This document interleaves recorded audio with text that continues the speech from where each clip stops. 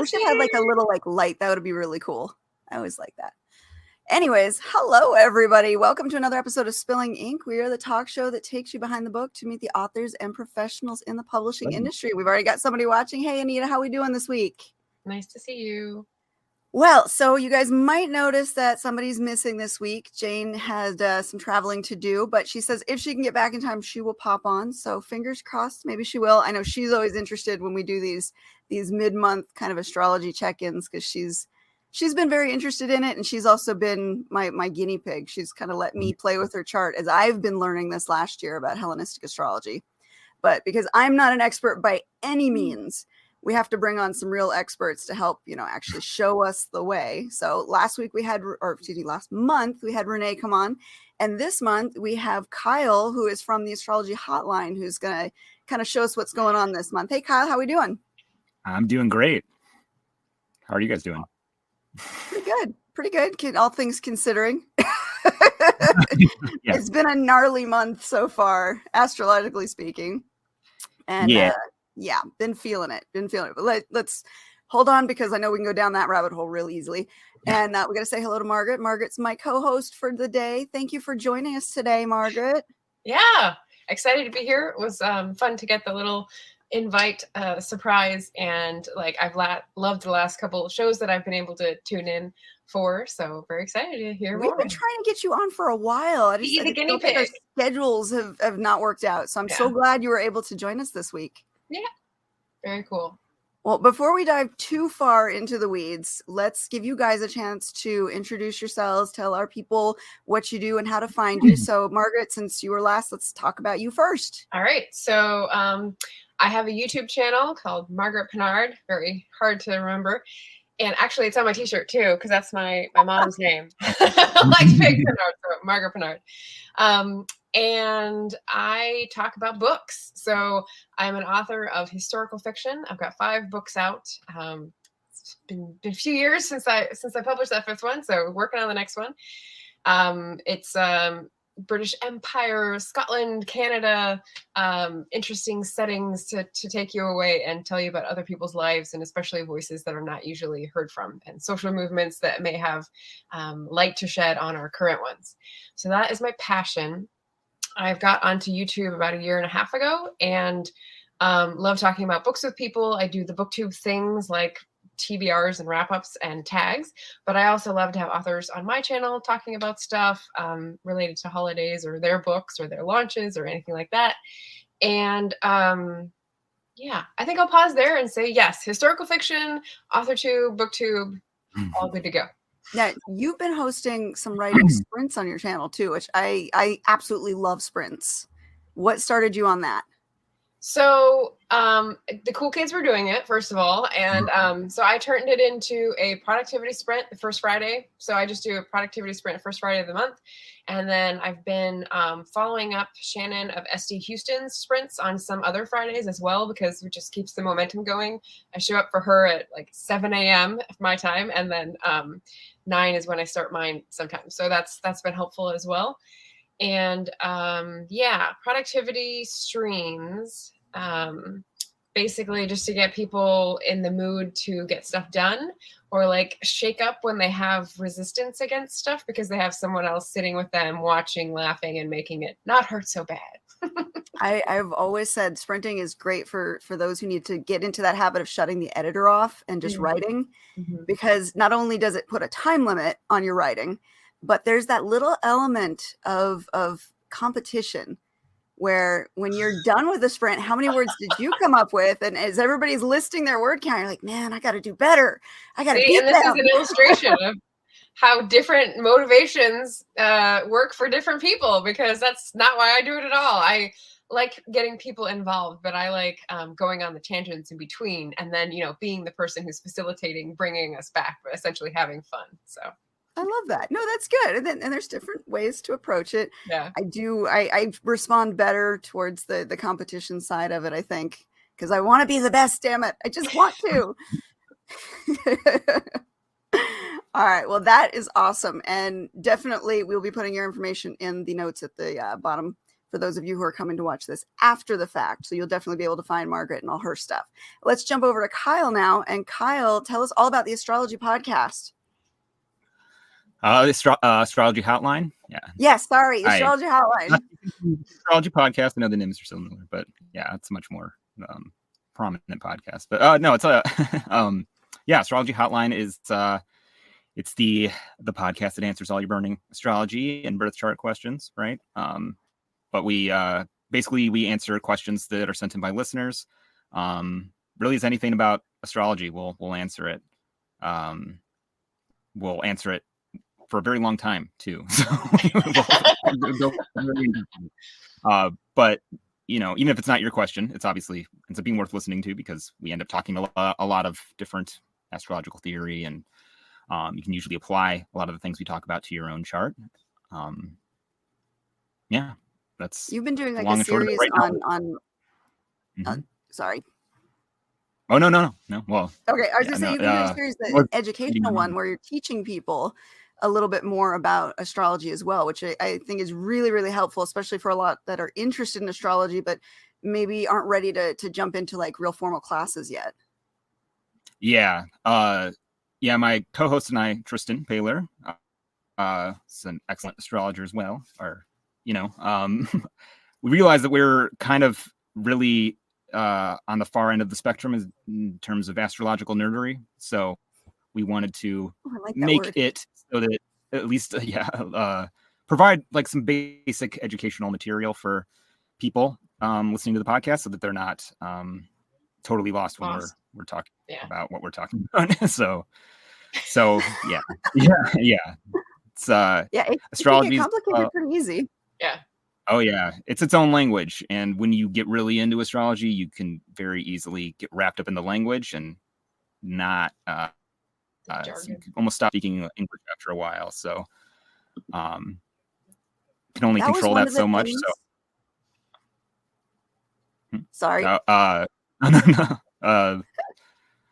Can only control the amount of jargon that we end up using so much. So at least giving some lessons on the jargon figured would be helpful.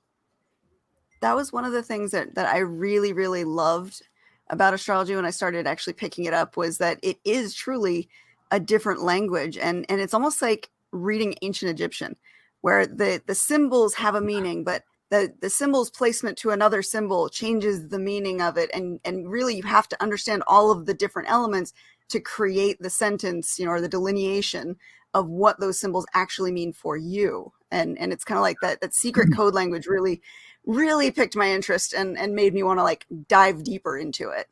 Oh yeah.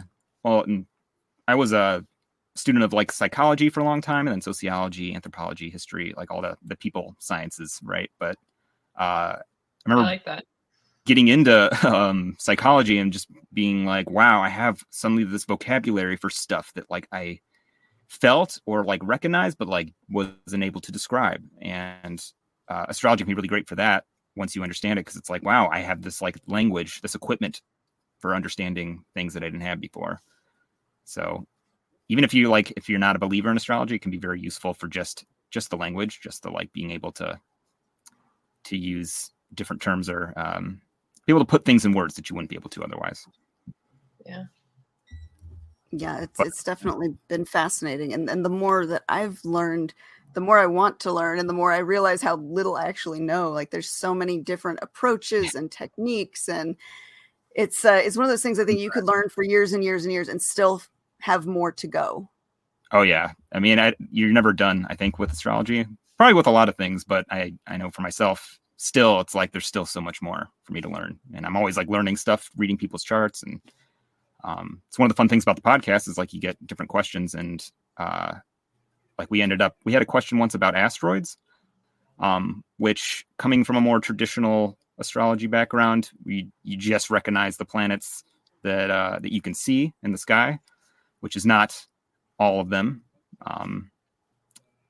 The asteroids are almost like silly from that perspective. I'm a little more on the modern end of the spectrum as well, but we ended up doing this whole deep dive into the asteroids and like learning so much about them and being like, oh wow, these actually seem to do something. And it's we're learning too, I guess, when we're doing the podcast. So it's interesting.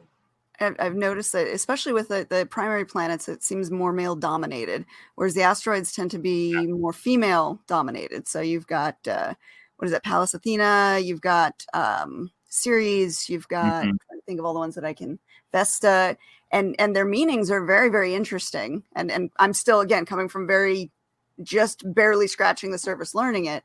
But when you add them into the rest of the chart, it really does deepen the understanding and how things play out. Oh yeah. And I mean, I'll go. I was just going to say, so being a writer and a language nerd, when you're talking about the language and the jargon of astrology, and how you get into it, I was looking up a creator that I follow on TikTok who is Ojibwe, and he does an Ojibwe word of the day.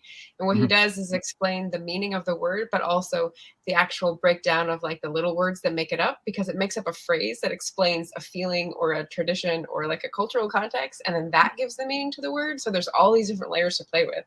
And I feel like in some languages you have that unpacking to do, like to learn about the culture, it always expands. And in astrology, it's probably like the more people you interact with and who give you feedback on the meaning, the more views and angles you see to reflect the same reality, which is really, really fascinating. Oh, I like that. Exactly. Yeah, exactly. And you almost start to realize like how limited you are by the language you speak. Like English, has its limitations. Like it's like blinders sometimes. Yeah. And then you end up using like, we have so many similes and stuff that like, I don't know, but I know English is supposed to be like one of the hardest languages to learn. I almost feel like astrology is easier in my opinion, but it seems easier on the surface, but to really like nail down the meanings of specific transits and stuff, I think is a lot more complicated. Well, and then translating it into something that can be understood outside. Yeah. Well, okay. Speaking of which, so last month we looked at the end of February into the beginning of March. And I remember March 3rd was the date that we had highlighted as a really interesting bunch of conjunctions. There was it was Mercury and Saturn. It was the Sun and Jupiter. It was Mars, Venus, and Pluto, like all coming together in different signs at the same time. So I think it was Mercury and Saturn in Aquarius. It was Jupiter and the Sun in Pisces, and Mars, Venus, Pluto in Capricorn. That was March. March 3rd. March 3rd. I think it was like 3 a.m. was the time when it was like everything was kind of perfecting. Yeah, everything was conjunct something. Like buddy, it was. I think we had Renee on last month, and she had said the way she had described it was kind of like lancing a boil. I loved that analogy there of there's going to be a lot of pain that comes, but it's like necessary pain that, you should be able to soothe over afterwards. It's necessary for healing. And I kind of wonder how that played out for everybody, because I know for me, it was about 48 hours of just shit falling to pieces. Like I ended up having to cancel trips. I got unexpected bills. I couldn't bring my kids to the doctor for a bill that had surfaced from 2019 that needed to be paid. And like my car had broken down. There was so much crap within a 48-hour window. Yeah. I mean, that one was complicated. It was like you had like a nicey kind of in Pisces, like some nice stuff happening. It was like one segment of your life, like maybe going like smoothly. But then like, yeah, the Aquarius Capricorn stuff, it was like some boils for sure to be lanced. But like the Pisces was maybe the ointment that you can put on it afterwards. So how did it play out for you guys? Do you remember anything specifically happening around that time that kind of met with the themes? I know I did, and I'm trying to remember right now because I don't believe we had a retrograde at that point. I actually think it was right around that time, though, that everything went direct. Like usually there's like a planet somewhere that's direct. That's right. Yeah. Everything was moving forward. And yeah, we suddenly hit a wall instead of going smoothly down the road. I had good stuff that day, like March 3rd and March 4th. I had normal day, March 3rd. I'm looking at my planner, like it's where I put my notes. And I did a workshop for someone that I got paid for and I ran for the first time in several years. So I was like, that was a good exercise goal instead of walking. So I was leveling up in my goals. All right. I felt actually, I think I was pretty happy that day because I was mainly focused on the Jupiter conjunct the Sun, which is also known as Cazimi, which is like a nice place for a planet, or it's a complicated place, but it's like a special place where like you get clarity on things, or it's like being selected or like identifying the direction you want to go. There's like a moment of clarity sort of. And that day actually, what was it? The first day was right around the time that we started doing, if anybody uses the Clubhouse app, we do a club called the Three of Wands, where every other week we do not bi-weekly, but semi-weekly astrology forecast. And then we also talk about tarot every week on Thursdays. I think that was like the day of the tarot group. And it was like a really good discussion. And like, I was like, yeah, I love doing this club. I love all this stuff. We got two goods and one bad on the prediction there. But let's look at the house placement of where that was. For me, that was, let's see, Capricorn would have been 3rd, 4th, and 5th houses where those would have all been hitting me. And 3rd being communication, but as well as short trips. I could see the car issues right there. Yeah. In car trouble for sure. Mm-hmm. And then for my kids, with the whole snafu with the doctor's appointment, that's my 5th house. So for me, that Jupiter Cazimi wasn't really that great. Yeah, I mean, it wasn't like spectacular. Like I didn't get awarded a medal or something, or I don't know, it wasn't like explosive, but it like felt really good and it felt like clear. For me, it was my 9th house, which is centers around, I mean, astrology comes up in the 9th house, but it's also like higher education, kind of spiritual, religious matters. It's just like a generally kind of positive house. Learning. So I mean, it was like a nice place to have that. But then I also had like the Mercury Saturn in my 8th house, which is like a more I don't know, you can get bogged down in the 8th house. It's like a lot of obligations and stuff that like you may or may not really want to do, but it's like hurdles that you have to overcome. And I still have a day job that I'm really eager to not have anymore. So like this is going really well. It could go well a little faster, but and how much does sect play into that too? Because for me, being a night chart, Jupiter isn't my benefic, so I could see why Jupiter's Cazimi maybe wasn't as great for me. Whereas if you have a day chart, Jupiter in his power in his home going through this Cazimi would be a very powerful moment. Yeah. Where does that word come from, by the way? Cazimi? How do you spell that, and where does it come from? It's Cazimi. Yeah. Okay. I'm not a great speller, so but Cazimi, I believe, is Arabic. Okay. I believe, and it basically translates to in the heart of. So in the heart of the sun. So when a planet is transiting the sun, you actually can't see it. It's like hidden under the sun's beams. Got it. Which is like, that's cool. That's really cool. Yeah, it's like a complicated place for the sun, planet. Like it's not the best place when it's under the beams. But then there's that moment of the conjunction where it's like in the heart of. They also said it's like sitting on the lap of the king. So like having the king's ear, I know, like he's literally sitting on the lap. Well, and if it's their own sign of exaltation or their house, in that like they're in their chariot, they're controlling what's going on. They have a lot more power. Yeah. If either the sun or the planet in question is strong in the sign or that section of the zodiac, then it's usually a little more powerful. But it's like the sun is like selecting that planet for something.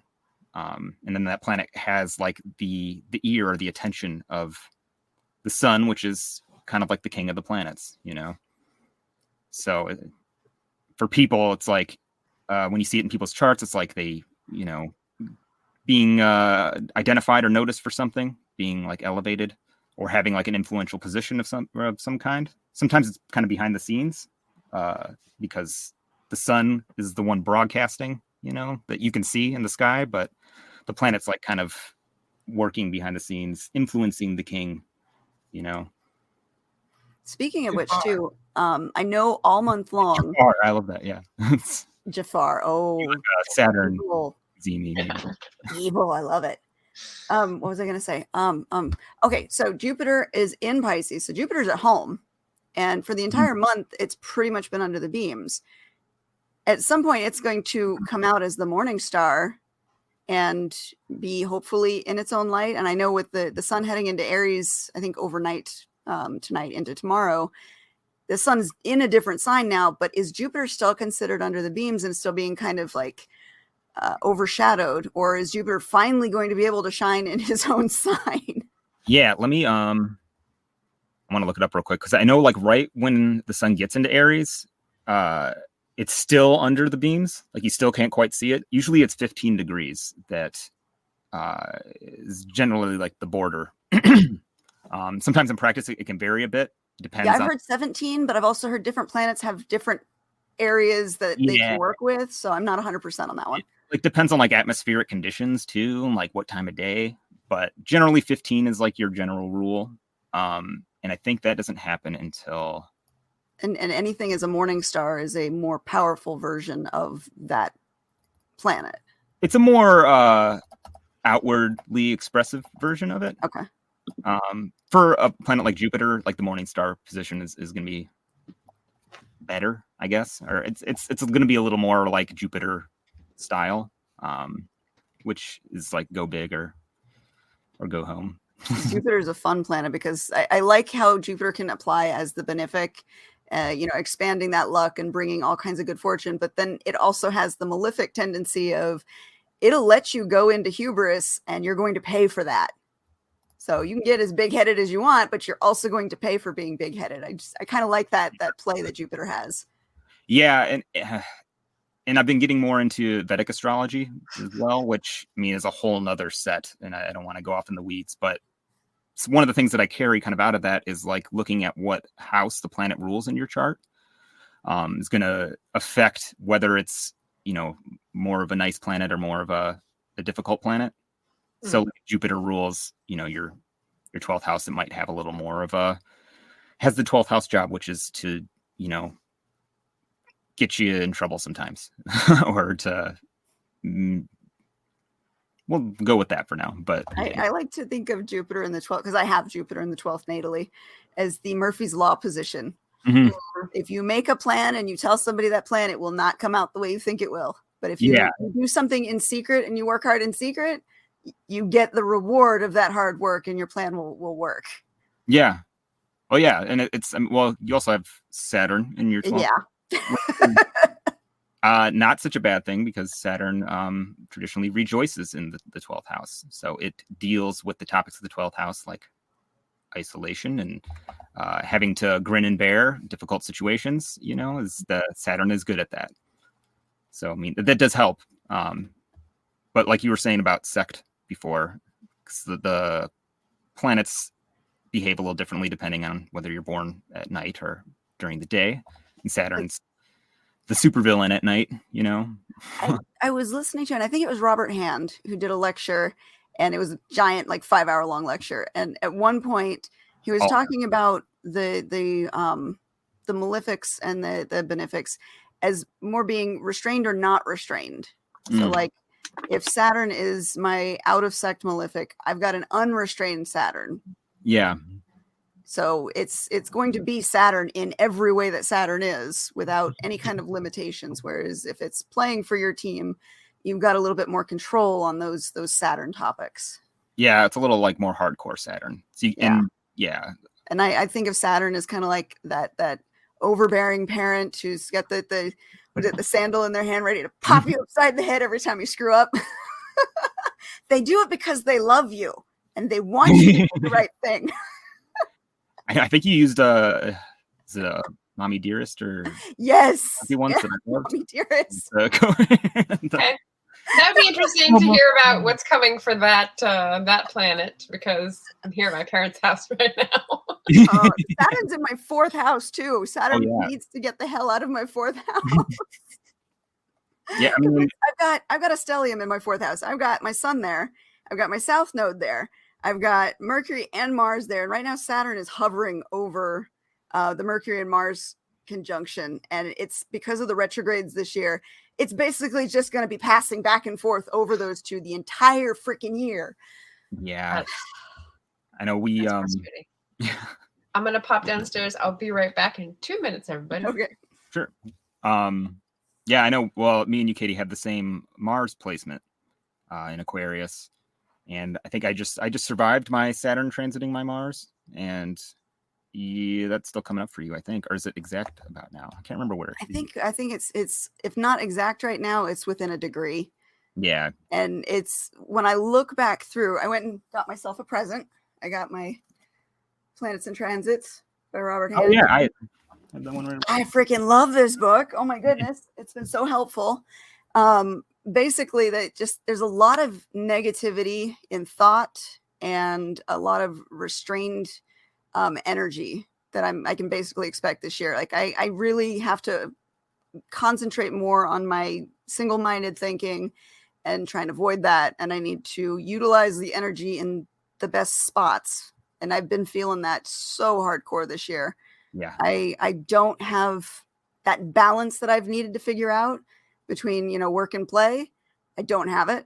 And I end up working myself stupid, but I do it to my own detriment. I work, sometimes on the weekends, I will work straight through the weekend, no sleep to get stuff done because during the week I didn't get work done, which is happening again for me this week where I screwed my whole self, my schedule up this week, and I have myself to blame. There's no one else to blame but me. And now I have to pay the price for it. So I have to figure out how to properly utilize the energy where it needs to be. Yeah, it's a hard one. That's and actually, did you read it in Planets in Transit? The Saturn transiting Mars.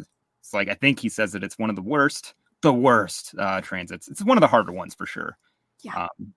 And it's slow because I think for you, Saturn tends to it's like a steamroller that has to back over. Yeah, I'm getting all the retrogrades this year. It will not leave my Mars and Mercury because they're conjoined by that 1 degree until I believe we're at December. Maybe we'll finally get away, enough separation where shouldn't be affecting me. Yeah.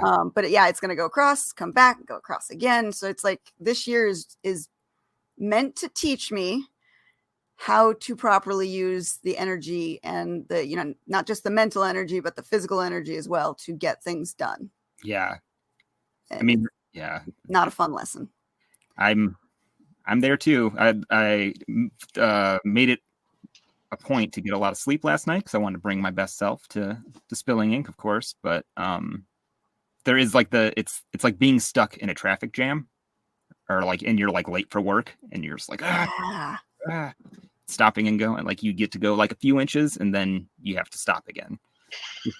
Saturn is the planet that stops, and Mars is the planet that wants to go very fast. Well, okay. And speaking of that, looking at the transits for this year, we've got a Mars and Saturn conjunction happening in the sky. Yep.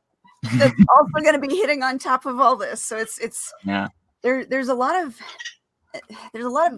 negative energy happening, I think, this month, just in general, just for mundane astrology. And I know on Twitter, we've been kind of back and forth talking about it as well, but with Venus kind of being pressed in between Saturn and Mars, there's kind of that repression of I always look at Venus as, what makes life worth living, what makes things good, what makes, life happy.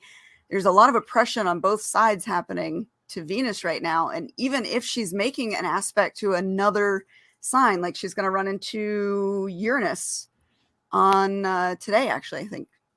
Today is the She can't reach out for help, even if, Uranus is in her sign, because Uranus isn't a very helpful planet for that kind of thing. Yeah. It's going to spur Venus to want to do something, I think, about her situation, right? It doesn't change. Yeah. You're right. It doesn't change it. If anything, it's going to be oh my God, I got to get out of traffic, or, I got to get to work. I'm late, Yeah. But Uranus is good for having sudden flashes of wanting to shift. Uranus will tend to make you shift direction suddenly. So maybe you see an exit and you're like, all right, I'm getting off of this track. It's not going to work. But there's always the question, if you take that other route, are you going to run into another traffic jam, or are you going to find your way through? And there's a gamble involved in that. Yeah, exactly. And I mean, you could make plans, I would say, for however this might be vaguely generally applying to you as an individual, which it may not. Kind of depends on how it's hitting your chart. But let's say that we're not getting, Venus isn't going to be out right now. It's going to be out. What is it? I think in a couple weeks. She runs into Saturn directly on the 28th. Yeah. Which I think that's like a face your fears moment. Like she's got to face, stare down the enemy and make it past before we get in the clear. Because when she goes into Pisces, that's her exaltation. We'll get finally a happy Venus. Yeah. I'm allowed to swear on your podcast, right? Yeah. This is a shitty month, generally. But April, basically, once Venus gets into Pisces, and I would say even when Mars gets out of Aquarius, because Mars, Saturn together, it's not always super fun. But later into April and May are going to be nice months for life. I mean, not for. I mean, it's going to vary from person to person, obviously, but I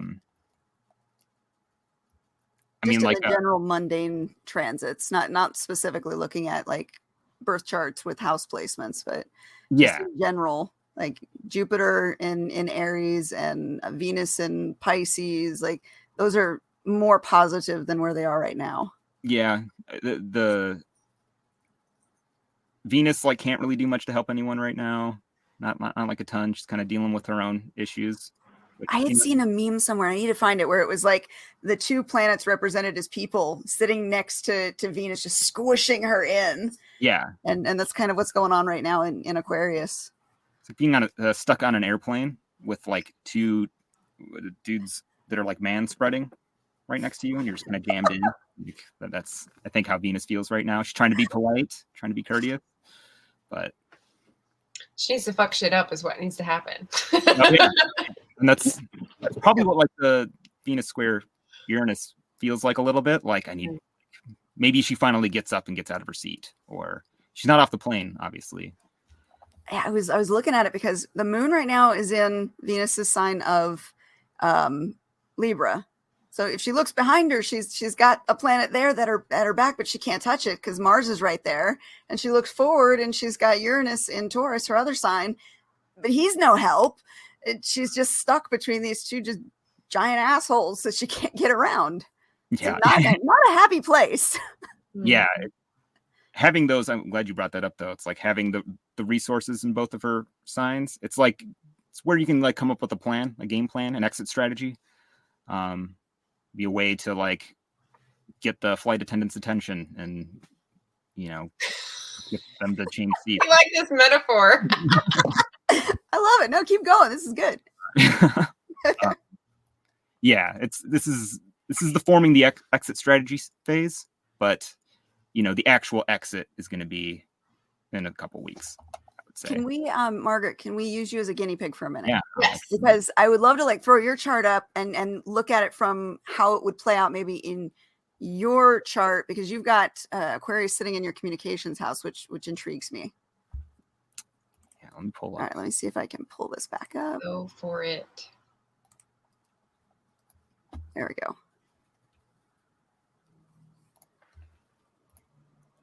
Yeah, because you've got, okay, so the moon is in your 11th house right now by transit. And where's Taurus? Taurus is in your 6th house. So Uranus is sitting in your 6th house. The moon's sitting in your 11th house. And Venus is sitting pinned between Saturn and Mars in your 5th house.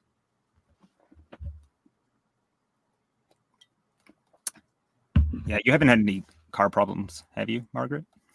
Not for at least a month and a half. Oh, interesting.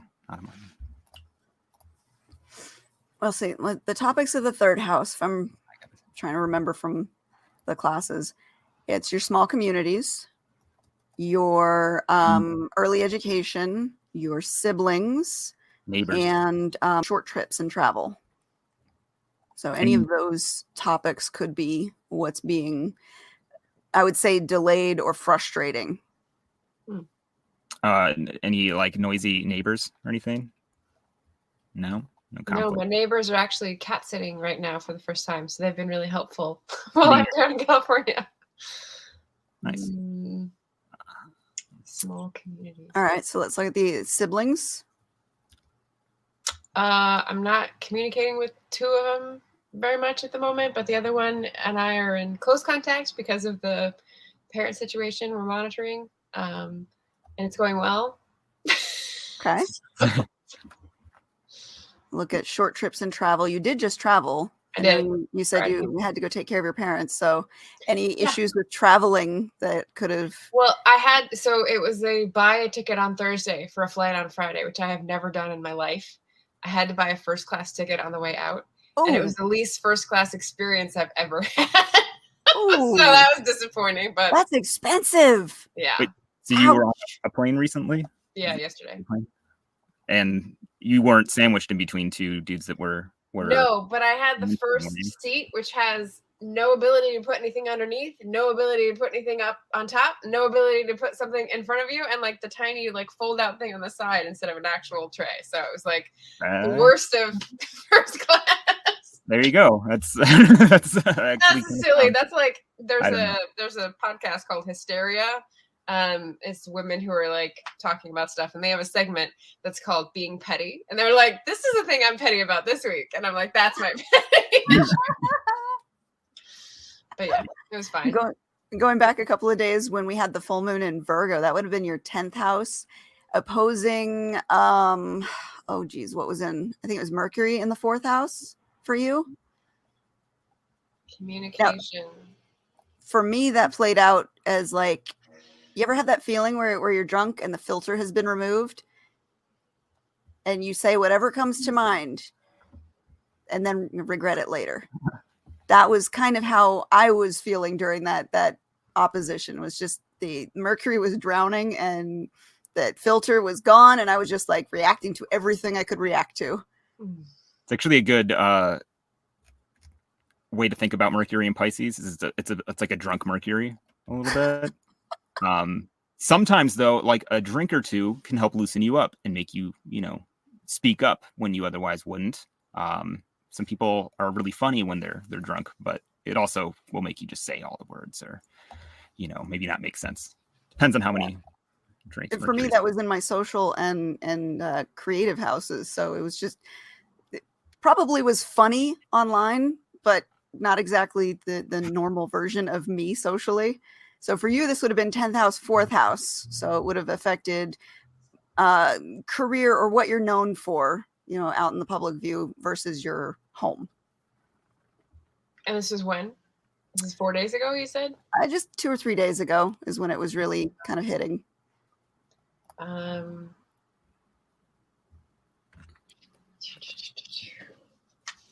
don't think I have anything for that either. I think, because I think you're in a Mars year right now, which not that we'll go too in the weeds on that, but like not all transits are going to hit you or affect you equally. It's going to kind of depend on through different techniques, like what planet is sort of in charge that year.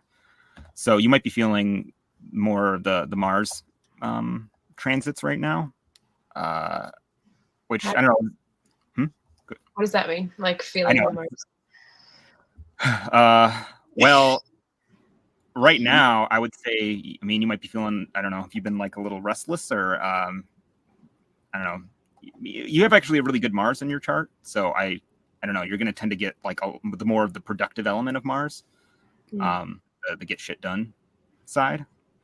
Yeah, if I was at home, you'd see the get shit done sign behind me. I'm pretty good at that. Yeah. Yeah. Well, and so the Mars, because we were talking about Venus square Uranus earlier, but Mars will be square Uranus in like 2 days, day or two. Yeah, I got the 22nd is what I've got listed. Yeah, and I would say that'll be what I have too many charts up right now, but that'll be third house, sixth house. Yeah. So, I mean, was it you that said that you started running this year? Yeah, I started. I went on a run that day that you guys were talking about, but I haven't done it since. As a week ago. Okay. Well, Thank you, Anita. Margaret says or Anita says Margaret gets stuff done. Yeah.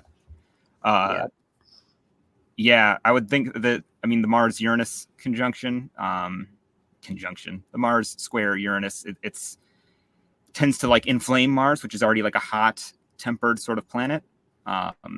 So for you, I mean, it may be a little more productive, like you might get like a rush of energy, which might already be starting right now. But would that possibly drive her towards maybe trying new things to shake up the routine, maybe meeting new people, changing some of her social structures a little bit because of that Taurus for her is what, the sixth house, how she's doing her day-to-day stuff. Yeah. Third house is like it is very routine. It's like the stuff you do on like a day-to-day basis. So the sixth is like the stuff there's a relationship because chores is kind of sixth housey because it's like maintaining. Sixth house is just like maintaining what you have. It's like keeping your house from falling into ruin. You know, the maintenance you have to do on stuff. Okay. Kind of managing the general entropy of your environment, like keeping that from happening. So I don't know, maybe a shakeup in the routine would probably be interesting. On the menu. Okay, so I've been in sort of a career transition, shall we say, for the 2 years of the pandemic, and I'm in the last few months feeling more stable in that and less anxiety about it.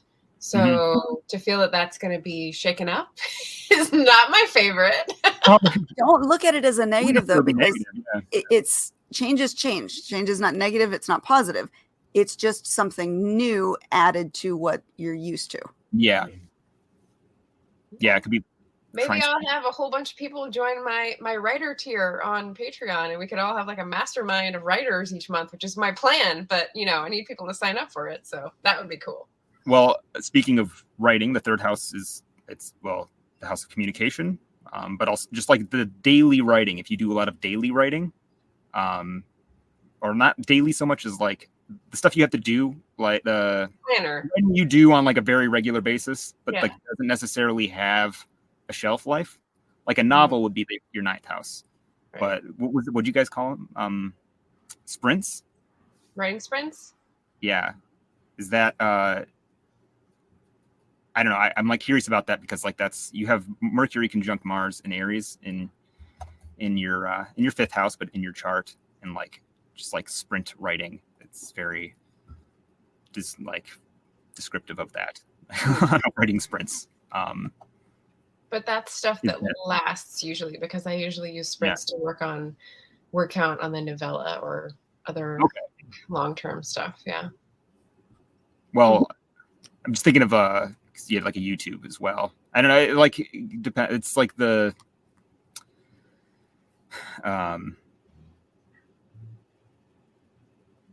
if you're like regularly publishing videos like on a day-to-day basis or like a weekly even basis, like that would tend to fall a little bit into your third house. So then you could like updating your channel structure, like trying a different approach to what you're doing, like a new type of video or there's like an innovation sort of phase. That would be great to know. I've kind of settled into a groove of my 3 videos a week, and like whether they're on my channel or guesting on other people's channels.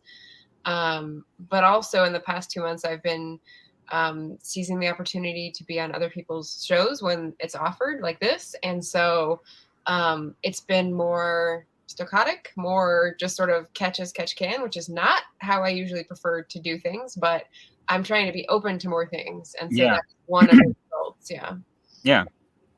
It's actually funny though, mentioning this show, which it's like showing up in my chart as well. I actually want to like look a little more at yours, but it's I have Uranus transiting my sun and Jupiter, and like Jupiter rules my ninth house. So, astrology, among other things, falls into the ninth house. And like, it's in my 11th house, which is like friends and alliances and just sort of like general public. The internet can kind of be in the 11th house. And like, I'm I'm on a podcast, on someone else's podcast, like showing up. And Jupiter is on my midheaven. So, hopefully some people will come watch my podcast, listen to my podcast. Definitely. They should. It's fascinating stuff. I enjoy going down the rabbit hole, listening to everything or watching everything that I can, especially when I'm interested in a subject like that. One thing, I don't know how to really tie this into what we've been talking about, but one thing I've been noticing when I've been looking at other people's charts, especially this year, is the concentration of planets in specific quarters of the chart, kind of pointing towards like a theme of what that year is really telling you. And Margaret, I know yours is like really focused on that 2nd through 6th house this year with all the different transits. And it's anything on the lower half of the chart is very personal, very like reconstructive, rebuilding, revitalizing who you are. Whereas the upper hemisphere is more of how you are out in the world. So like this year, it seems to me, and again, baby astrologer here, still learning. This year, you're going through a lot of trial and error in working on those different elements so that probably next year, as the transits move more towards your upper hemisphere, you see the results of that. That'd be interesting. I mean, the big trial and error was like, I've been on YouTube for 1.5 years. So the last 1.5 years, I don't know if that's the same transits or what those would have been, but that was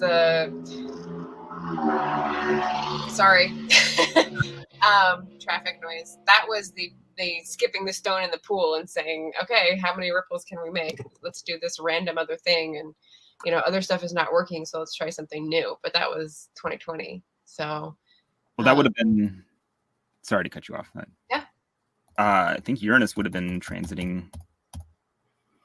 Oh, Uranus. It tends to make you just do different stuff. You said in 2020 you started the channel? Yeah, 2020. Is it Uranus or is it Neptune that's like the planet of revolutions? Because I remember hearing Uranus. Okay. Uranus. So Uranus would have been conjunct Venus in your chart in Taurus. Around March of 2020. It would have gone back and forth a couple times, probably leading up to that. But Venus rules, what does it rule? Your 11th house. So it might have something to do with generating like, internet presence online or social media presence or. Yeah. I would, when did you start your channel exactly? June, July, I think. Somewhere in there. It's at the end of June, early July, I think. Yeah, that's interesting. That's it's been awesome. I mean, for something to do during the pandemic that connects you to people, that makes you feel not alone, that gets you connections to like learn stuff, it's been great. So yeah. That's I'm wondering if I'm want to like look at your entire chart. So try to get focused. Help focus me, Katie. No, it's true though that the 11th house, that social side being activated, and you starting up with doing things that are more socially oriented within the limitations we had that year. So Uranus is kind of pointing you towards, again, not negative change. It's just change. Let's see what else we can do to get out there. Let's see how else we can reach people that, made you, it forced you to do it. You had no other choice, because otherwise, what are you going to do? You're stuck at home. Everybody's in quarantine. Yeah. I feel like we were talking a little bit about this backstage. Like we're still in the mode of feeling comfortable with virtual connection more so than in real life connection. I think that's definitely true for me, is that I'm kind of trying to remember or make new decisions about things in real life because the circumstances have changed, and I'm kind of like getting my energy from different communities now. So. And how much of a negative impact has that had on us, considering like the world at large right now and what's going on, where we've been so cloistered now and so separated that we're maybe not seeing how the connecting points of what's going on out there is really affecting us. Yeah, it's interesting because like the Saturn in Aquarius is going to have a lot to do with that, just like the mundane transit of Saturn through Aquarius. Aquarius is like a very social kind of sign, but it's like it's social thinking, not social acting, though. I think it's like Aquarius wants to think about the greater good of humanity from back here. Yeah, it's interested in people, not persons. You know, it's like big picture sort of stuff, and I would think that it actually Saturn first got into Aquarius like the day lockdown started, March. It's like 20th, I think, of 20, and it was like ushered in this whole era of like weird, and like I remember first like getting out of like going back to my day job after like a year and a half of not working and just being like, how do I socialize with people now? Like, how do I relearn my social muscles? Like, how do I, like, they atrophied, but like we definitely got like used to this more like distant kind of communication, being able to like social media is very like Aquarius in the sense of like you are distant from people when you kind of broadcast a thing that you say and you kind of get a general number of likes, or you get some comments too, but like there's it's not like interpersonal interaction, or even a podcast is not really interpersonal as much. Josh. But yeah. Very good, Josh. Very good. Maybe good remediation actually for the Mars Saturn conjunction. It could be. Well, going back to that mommy dearest, or you know the mom who's got the sandal ready to pop you across the head with it. Like Saturn was very much, you know, that's it. Everything's closed. We're done. This is for your own good. Yeah. And while yes, it was for our own good to a sense, there was that other impact on us that we maybe didn't know was going to happen. Yeah. And with Uranus, oh my God, Uranus has been in Taurus since what, 2018-ish? That's my 7th house. And that was like actually the ingress into Taurus was the start of the end of my marriage, where I spent 2 years sleeping on the couch before I finally called it. And it's been still 2 years since that we're still not on paper divorced, but, you know, doing our own thing and trying to deal with it. I need Taurus or Uranus to get the hell out of Taurus and stop fucking with my relationships. When does it transit out? That's a good question. We've got another couple of years, because see, now it's heading over my Chiron, going back and forth, and I'm realizing the effect. To tie it back to the Saturn thing, I got really comfortable being by myself, like super comfortable, but it's gone to the point of detriment now where I find myself not wanting to reach out, not wanting to allow other experiences. And I've got to figure out how to go back the other way. But like right now, I'm super comfortable in that whole Saturn cloistered, being by myself, don't need other people. But I'm realizing that's the wrong thought process at the same time. I think the general rule with Uranus transits is not to get like you may be feeling that way about it right now. It's going to change, and it's probably going to change multiple times before it's over. And you have Uranus like right on your ascendant too, right? Yeah. So I don't know. It's going to like reach its peak right as it's wrapping up in Taurus. The nodes are going to be hitting it at some point too. Yeah. This year. Yeah. I think they passed the node too, right? Or the nodes, I think, past your ascendant already. I don't know. I'm going by memory, so I don't. What am I mourning? Josh, you gotta be a little clearer. I don't know who's mourning what. Oh, because you have the South Node going like through your first house. Yeah, I've got South Node in my first house and North Node in 7th house right now. So the South Node already passed through my ascendant and coincided actually with the death in the family. And I'm just waiting now for that North Node to transit with Uranus and see how that plays out. Yeah, it's gonna be. I mean, it's you. Whenever I'm like reading for someone, like I don't try to predict what is gonna happen with the Uranus transit or anything. It's gonna. But the nodes are kind of like that. A lot of traditional. It's why maybe a lot of traditional astrologers don't want to use the outer planets, Uranus, Pluto, or Neptune, because they have so many kind of overlapping themes with things like the nodes. The nodes tend to just do weird stuff to planets when they're transiting. So it's like I'm not gonna say what's gonna happen. Well, astrology can only do that so much, but it's just gonna be weird and a lot of change probably for the next year with the nodes, but with Uranus, that's just a lot of weirdness and unpredictability, but it's always somewhere. There's always some part of your life that's getting some weirdness or unpredictability. I'm looking at Josh's comment here that I'm mourning my relationships that I've broken up. I don't mourn the relationship. It's more of a recognition of there's no ability to become vulnerable and trust another person because it's not worth the effort at this point.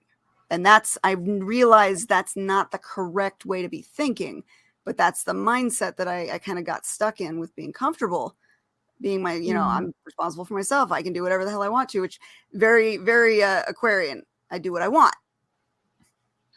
And to be in a relationship, you don't get to do what you want. So there's that thought process that I'm going to have to figure out how to get around. Yeah. I think that the Uranus transit's going to be a lot of like testing those, breaking kind of down the structure of that. Like you're going to be breaking it down, and it's going to be different like experiences that might trigger that, but it's probably going to change. I would say. Uh-oh. Dangerous thing to say. Oh. Uh-oh. Do tell, Josh. Do tell. I can't believe we're almost at the hour mark. Good Lord. Yeah. This was such a quick conversation. Like, I want to keep going. I want to talk on these topics more. But then that's been how astrology has been for me. Once I latched back onto it, I used to love astrology years and years and years ago. And then come the Saturn return, I got focused on writing. And writing took over my life and everything else kind of got the back seat. And then right around, what was it, 2020, that Saturn-Jupiter conjunction, like a light switch. It was like, hey, remember you liked astrology? And since then, it's been like going straight down the rabbit hole. And so I want to keep going. I want to keep talking as much as possible. But I'm sure you guys have other things to do. You guys have a life. I can go a little longer too, but I don't need to end at 9 o'clock on the dot necessarily. But okay, well, just checking in because, like I said, I can talk forever. Margaret, are you okay to hang out or do you need to be I know you're taking care of your parents. Yeah, I need to wrap because I need to get dinner out of the oven for them and mask up again to go to the rest of the house. Try make sure they're drinking their liquids and all that. So I will have to bow out, but thank you guys for having me on and talking about the chart. That was really fun. Yeah, maybe I'm you very can join us intrigued for by another the one. Uranus transit. So I'm going to be tracking that next time you have the show as well. So that'll be good to keep in mind for me. Okay. All right. Well, thank you for hanging out with us. Let me know when you've got openings on your show as well, because I definitely want to pop in and visit with you. Sounds good. Sounds good. I don't know. I didn't catch your. Well, you'll have it in the notes, but I didn't catch. I will make sure to put it in the notes. Interesting. Yeah. Oh, it's just your name. Your name. Just Margaret Pinard. That's my YouTube channel. It's the same on Instagram, on Facebook. The only thing that is different is Twitter, where I'm Taste Life Twice, because that's my publishing company. And like I said, you can message me on any of those places, but YouTube is where I put out the most content and focus my energy because I love connecting with people there and they're great. Like here. So thank you both. Nice to meet you, Kyle. It's nice to meet you too, Margaret. Yeah. Thank you, Margaret. Bye. Yeah, I can talk forever on this. It's become such an obsessive fascination for me. And like I said before, the more I learn, the more I realize how much I need to continue learning. And so it's like a self-feeding thing. Yeah, it never ends. I feel like that was how it started with me in astrology, was just getting finding oh wow, this actually says something that's true, and then it's like the hook, and it just it never lets you go. Mm-hmm. Like my publishing company that I started way back at the beginning, so like 2010, is called Rising Sign Books. It was a nod, like a tongue-in-cheek nod to my ascendant ruler of Mars, because I can get shit done when I put my mind to it. And so that's why I named it that. But as that was coming into focus, astrology took the back burner while writing became the focus. And I worked for about 10 years or so on building just my ability to be a writer and a consultant, all that stuff. Yeah. Which is funny because I said this before we even went on the show. I went back and listened to that first astrology reading, the recording that you'd sent me, and you had talked about the themes of changing direction and stuff. And it was like, wow, it really did change directions. And that Saturn Jupiter conjunction in 2020 was like, again, the light switch moment where it was like, hey, remember you liked astrology? Now you're going to learn everything you can. And the shift went away from me publishing my own stuff towards me working more as a ghostwriter, so that I can still continue writing, but now I can also have some other areas to focus on. I mean, this is like, I almost have too much personal interest in it now, because I feel like there's ways to like merge astrology and the writing. I don't know. I'd love to see some like astrological fiction out there. Yeah, that would be kind of cool. I've got to figure out the right ways to tie it together, but it would be interesting. I don't know.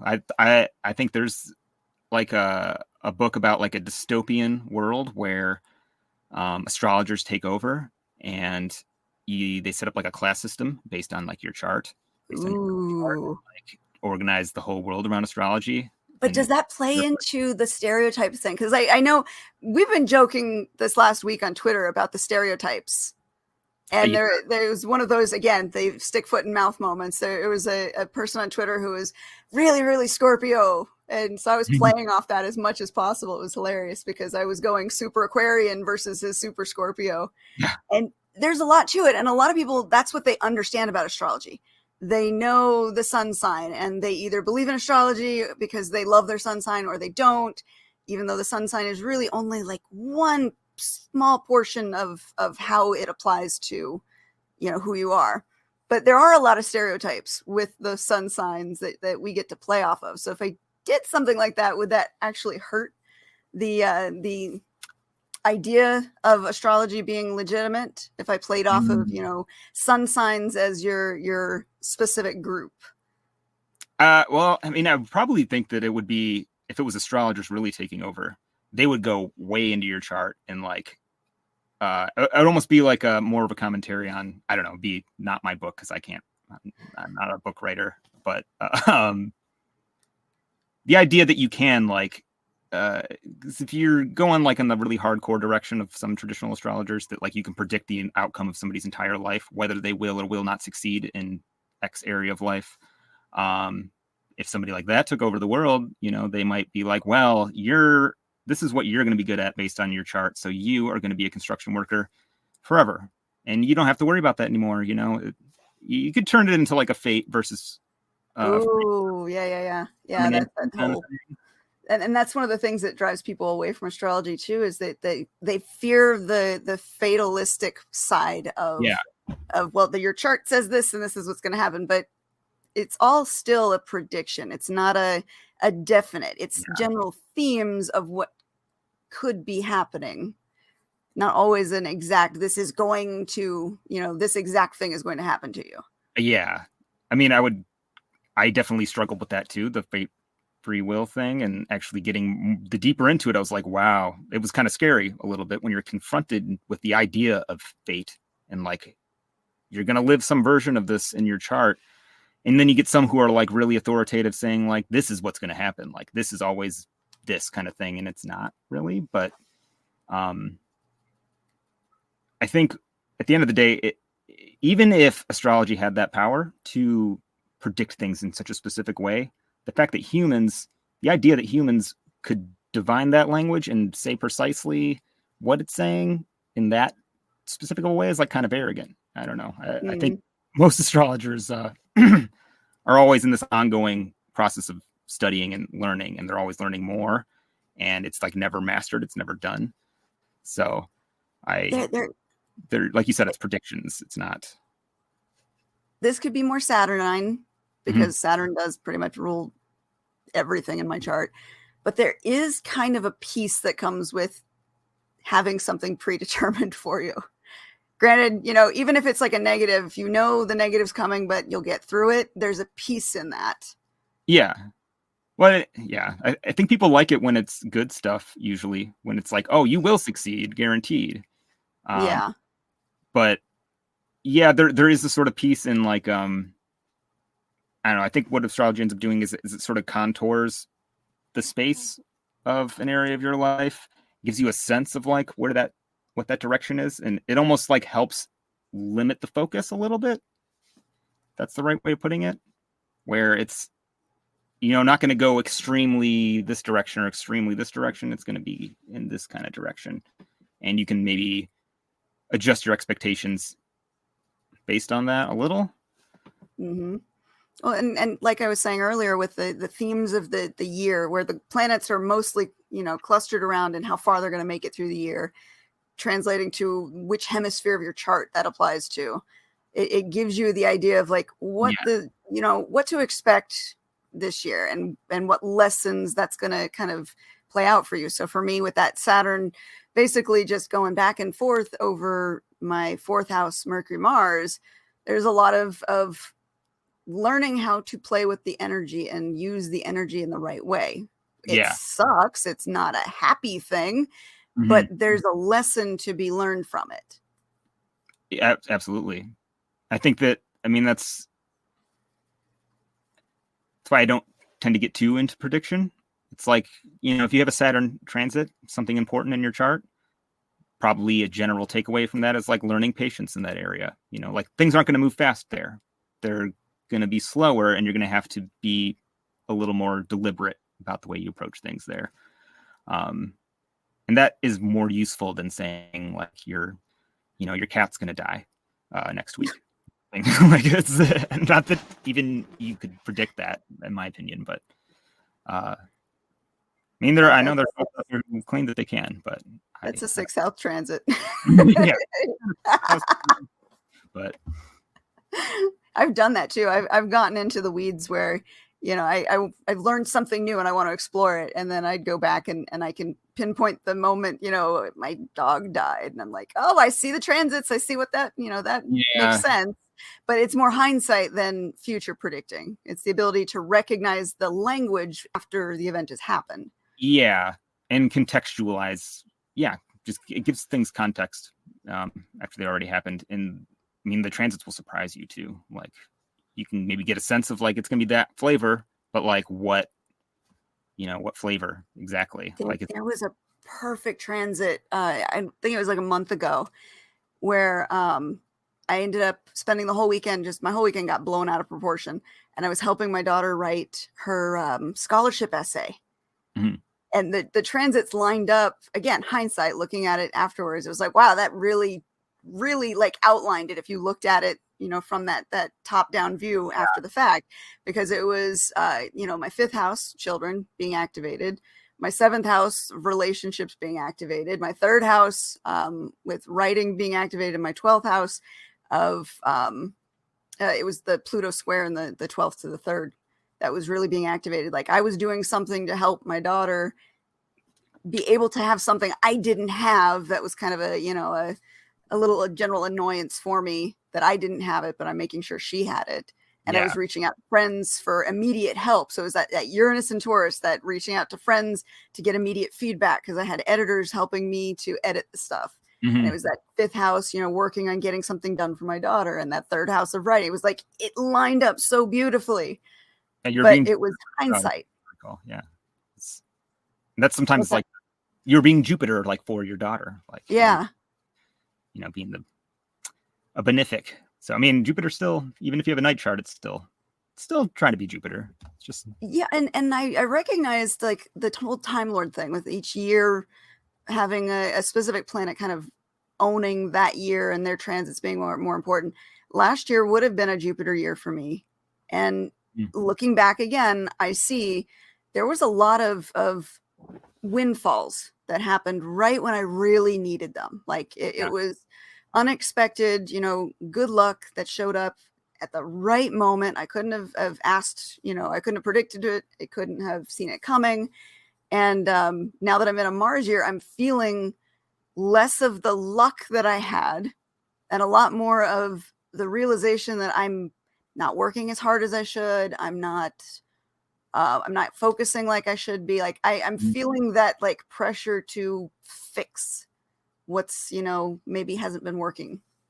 Yeah. Or having to take like more active role in it. It's like, yeah, it's Jupiter will let you sort of skate by a little bit. Like will totally come in and like save you from like catastrophe in the last moment. Mars is like you stand or fall on your own merit, sort of. Very much the soldier, yeah. Yeah. And it sucks because, well, I'm glad I had a Jupiter year after Saturn, 2 years of Saturn, because those were very rough years. Yeah. But like the Mars so far this year is just, it's hitting me more, I think, mentally than anything else. It's just, there's a lot of reminders of how I'm failing and how I need to fix that failure. I mean, it may not be reminders. Like it may just, you may be doing a lot better than you think, but that's the thing with like Mars or Saturn is that it's hard. They're harder on you than maybe. But there's a lesson to be learned. There's a reason for the harshness. Yeah. But it can be good to contextualize that. It's like, I'm probably being a little harder on myself than I need to be because I got, malefic planets, hard planets, not nice planets, all over my business right now. Right. And at least next year I have Venus to look forward to. That should be a good year. Yeah. But for now, yeah, it's definitely, I'm feeling that switch from Jupiter to Mars and just, especially where Mars is in the charts, or in the sky right now. Like Mars has been, coming in hard all year. Oh, yeah. Yeah. It's, like flew through Capricorn. Like Mars in Sagittarius was great. I loved that. A little bit crazy energy, but it felt like I was getting a little bit more done. Then Mars got into Capricorn and it was a very serious vibe that came through. Yeah. It was productive. I liked it. I liked Mars. It just ran straight into Venus. And ever since then, man, yeah, it's been difficult. Can't wait for those two to separate. Yeah. It's going to tend to be with Uranus and Saturn, both in fixed signs. It's going to be any of the fixed signs, Taurus, Scorpio, Leo, or Aquarius. It's going to be very Marsy, very tense for the rest of this year, because then Saturn. The Mars retrograde in Gemini is one I've got my eye on because he's going to be in Gemini for a long time. Now for me, that's going to be, I believe, it's my 8th house.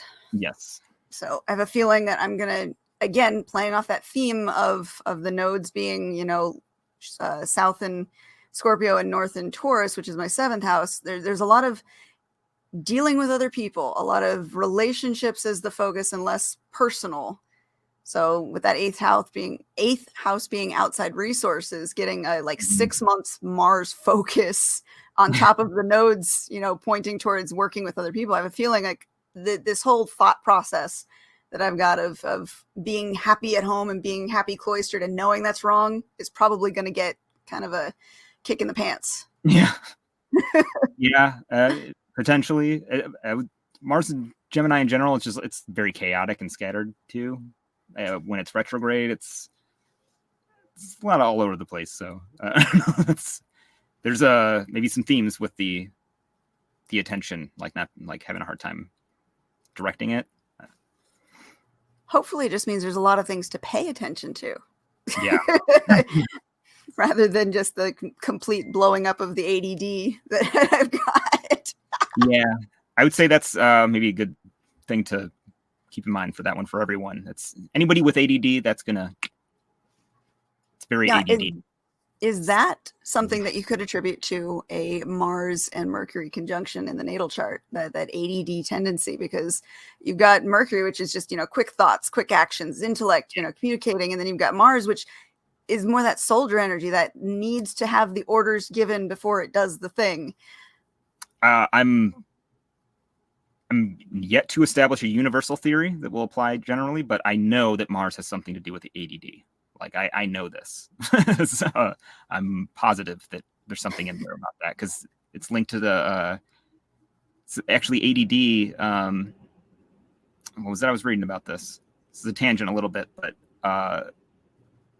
it actually ends up being like good for survival. Like if you were like out in the woods as a hunter, he's great because you're focused on like, oh, what was that sound? What was this over there? What was that? Your attention is capable of shifting suddenly, which is a good thing if you're in a survival situation, if you're hunting, if you're out in the woods, but not if you're like in an office and you have to focus on stuff for hours and hours on end. Yeah, definitely not good. It's good for when I'm writing. If I can get the focus, I hyper focus on that and I can go for hours without getting up. I really need to get out and exercise. That's the thing with the ADD is it's things that you're actually interested in that you can focus on, but it's like you don't get to pick. It's like, oh, I'm interested in this, this I can focus on for hours and hours and hours. But and that's been I'm interested in eating, so that's been the problem this last couple of it's been almost months, it feels like, where my focus is drawn towards, let's say, astrology.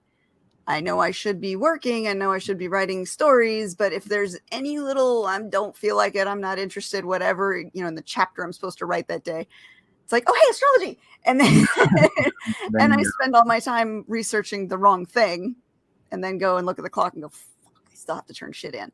And then I end up spending all night forcing myself to sit down and write, to meet deadlines, to, get paid. Yeah. Which works to my detriment. So I've had a problem with that focus, and focusing on the right things at the right time is something I've got to work on. Yeah. If only you could make it the right thing. Make astrology the right thing somehow. Maybe someday I'll be able to tie it all together. Yeah. All right. So we were going to talk about, before you go, electing different dates for astrology, for finding the right time to do things. I don't want to miss that because I'm interested in this as a topic too. Yeah. Well, and probably keep it simple because I don't, it's an easy thing, a way of approaching it that I think everybody can use. But basically the idea with electing a chart or casting a chart for a time. Sorry, my ADD starting to kick in. More coffee. No, I'm good. So electional astrology is basically the idea that you can cast a chart for a moment, that you want to initiate something, that you want to start something. So if you want to start a company, you cast a chart that is going to basically support the building of a company based on, the configuration of the planets at that moment. You could do the same thing basically for writing. And Mercury is the planet of writing. So I actually picked a couple of dates that people might be able to use if they want to start like a big writing project. Pull them up here real quick. So April 2nd generally is going to be a really good day for writing because you're going to have the Mercury. We had talked about Cazimis earlier. Mercury is going to be in the heart of the sun, and the sun is going to be exalted. The sun really likes to be in Aries. So, Mercury is going to be in good company when it's sitting on the king's lap, I guess. The sun will be able to put Mercury to good use. So good day for writing. If you live in the on the East Coast, in the Eastern time zone, either 2:45 p.m. or 10 a.m. be really good dates for that. And then April 12th is also going to be a really good day because you're going to have, I almost don't want to over-explain it, but we want to pull it up real quick. Yeah, I'm pulling it up right now. What date did I say? April 12th. How did I get to January? Okay. All right, so we have April 12th. What time did you say? April 12th. at 10:45 a.m. or start with that one first. 12:45 a.m. What time zone? For Eastern. So Eastern. 7:45 then. yeah.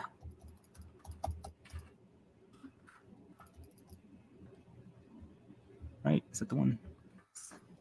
Oh, I had the wrong chart pulled up here.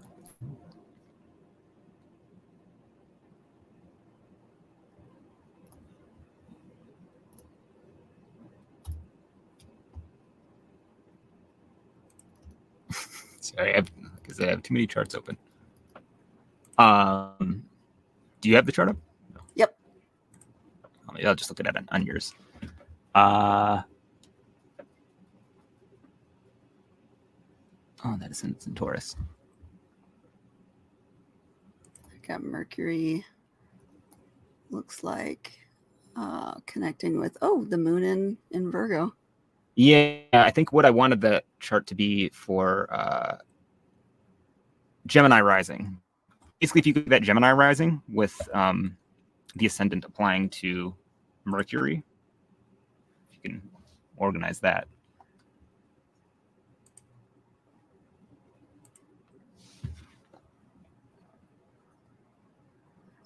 Yeah, right around there should be good, right? 3, 12. But yeah, you would have Mercury in Taurus applying to a sextile with Venus, because Venus rules Taurus. And Venus is going to be in a really happy place in Pisces. It's like Venus's favorite sign.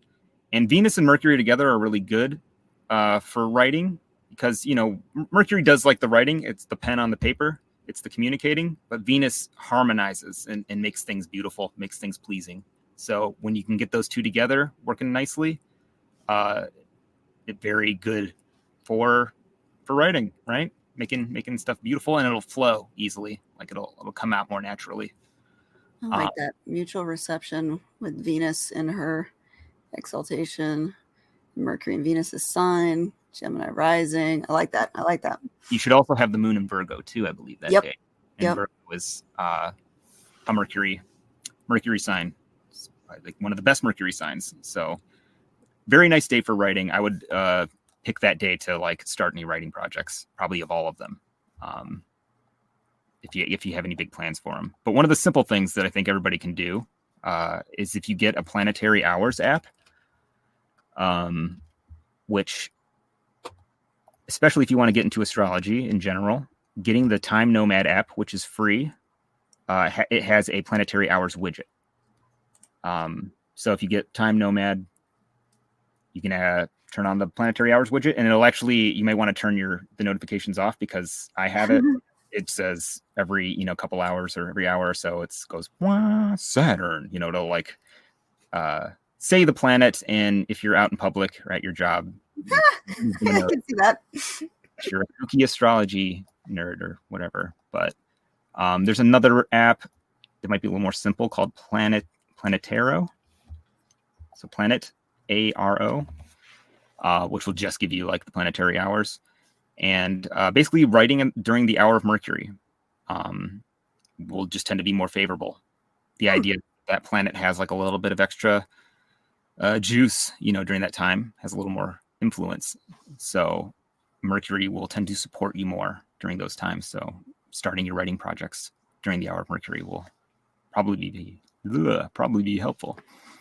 I've got one question. So going back to the morning star versus evening star, and as it applies to sect. Mm-hmm. So Mercury plays for both teams, but if Mercury is the morning star, it's more beneficial to the daylight sect team. And if it's the evening star, it's more beneficial for the evening sect team. Is that correct? Yeah. Generally speaking, yeah. Mercury is going to be a little more potent, a little more working favorably for you as a morning star if you're born during the day, or as an evening star if you're born at night. So if I was to do any kind of electional selections here, I would want my Mercury to be in the evening star position.